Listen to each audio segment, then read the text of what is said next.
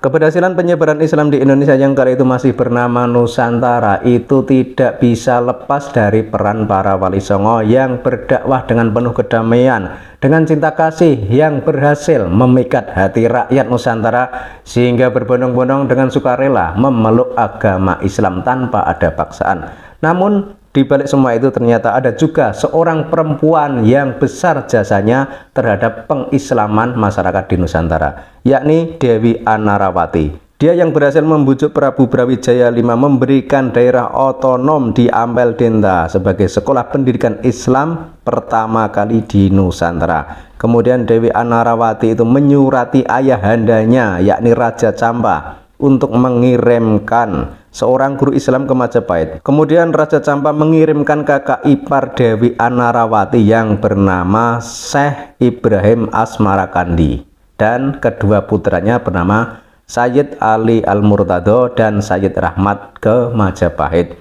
Oleh Prabu Brawijaya V, kedua keponakannya tersebut diberi gelar Raden karena Syekh Ibrahim As-Samarkandi keburu wafat, maka yang diangkat menjadi guru sekolah Islam di Ampel Denta adalah Raden Rahmat yang kemudian terkenal dengan sebutan Sunan Ampel. Itu cikal bakal wali songo di Nusantara. Sementara Raden Ali Murtado berdakwah di daerah Lombok. Kalau dirunut nasabnya Syekh Ibrahim As-Samarkandi, beliau ini masih keturunan Rasulullah dari garis keturunan Sayyidina Husain. Jadi sudah jelas bahwa zuriyah Rasul yang asli itu adalah keturunan Wali Songo, bukan keturunan Ba'alawi dari Yaman. Dan ini adalah fakta sejarah yang harus diungkapkan, tidak boleh disembunyikan, karena faktanya para Wali Songo itu memang berdakwah menyebarkan Islam di Nusantara itu sekitar abad ke-14 atau abad ke-15. Sementara para imigran dari Yaman itu jelas datang ke Nusantara itu sekitar abad ke-19. Kemudian para imigran dari Yaman yang kemudian melabeli diri sebagai habaib, yang kemudian juga mengaku-ngaku sebagai dzurriyyah atau keturunan Kanjeng Nabi, itu datang ke Nusantara itu awalnya memang untuk mencari pekerjaan. Karena sebagaimana kita lihat di daerah Yaman, di daerah Hadramaut itu adalah daerah yang miskin, daerah yang tandus, yang kering, yang butuh pekerjaan, butuh uang, butuh penghidupan. Sehingga mereka itu melihat jika di Nusantara itu adalah negara atau wilayah yang subur makmur, yang kaya raya, maka kala itu mereka datang ke Nusantara untuk mencari pekerjaan. Itu tercatat dalam sejarah. Sehingga misalkan sekarang ada oknum Ba'alawi itu menyatakan bahwa mereka itu datang ke Nusantara untuk mencetak para kiai atau ulama. Nah, itu yang dicetak itu kiai seperti apa? Karena faktanya ketika para imigran dari Yaman ini datang ke Nusantara atau sekarang bernama Indonesia, dahulu Nusantara itu sudah banyak sekali ulama dan kiai yang dicetak oleh para wali songo tersebut. Bahkan dalam sejarah juga tercatat bahwa salah satu dari habaib yang bernama Habib Utsman bin Yahya yang kemudian diangkat oleh Belanda menjadi seorang mufti, itu tercatat dalam sejarah dia itu bersekongkol dengan Belanda, membantu Belanda, membela Belanda untuk memadamkan perjuangan orang-orang pribumi Nusantara dengan berbagai cara, misalkan menggunakan fatwa, kemudian juga melakukan hal-hal yang bertentangan dengan prinsip kemerdekaan. Misalnya mengatakan bahwa melawan Belanda itu adalah perbuatan pemberontakan dan itu dilarang agama dan lain sebagainya. Pokoknya berbagai cara dilakukan agar orang pribumi Nusantara itu cuma tunduk dan patuh kepada Belanda saja. Dan itu fakta sejarah yang harus kita jelaskan, harus kita ketahui bahwa faktanya memang seperti itu.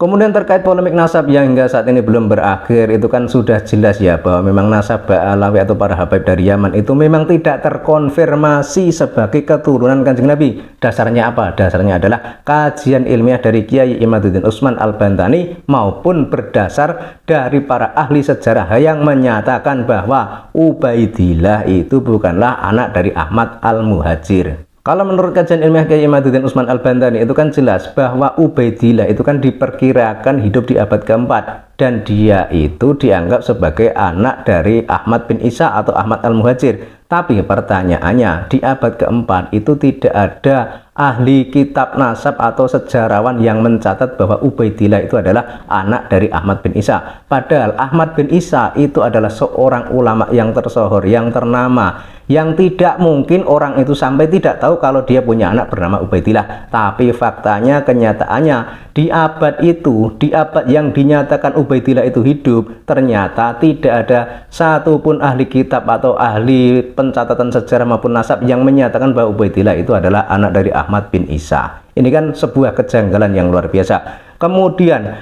200 tahun berikutnya ada seorang ulama bernama Imam Fakhrur Razi, itu juga tidak mencatat bahwa Ubaidillah itu adalah anak dari Ahmad bin Isa. Tapi anehnya 550 tahun kemudian, yakni pada tahun 895, ada seorang habib bernama Ali Al-Sakron itu mencantolkan atau menganggap atau menyatakan bahwa Ubaidillah itu adalah anak dari Ahmad bin Isa. Ini kan sebuah pencatatan yang tanpa referensi dan tanpa data yang jelas. 550 tahun kemudian kok baru muncul nama Ubaidillah sebagai anak dari Ahmad bin Isa. Artinya apa? Artinya ya hingga kini para Ba'alawi atau para habaib dari Yaman itu memang tidak bisa membantah kajian ilmiah Kiai Imaduddin Utsman Al-Bantani yang menyatakan bahwa nasab mereka itu terputus dan tidak tersambung kepada Kanjeng Nabi, baik berdasar kajian kitab nasab, berdasar kajian sejarah maupun berdasar tes DNA. Dan hingga saat ini karena tidak ada jawaban atau bantahan dari pihak Ba'alawi, itu menandakan atau menunjukkan atau membuktikan memang para Ba'alawi atau para habaib dari Yaman itu memang tidak terkonfirmasi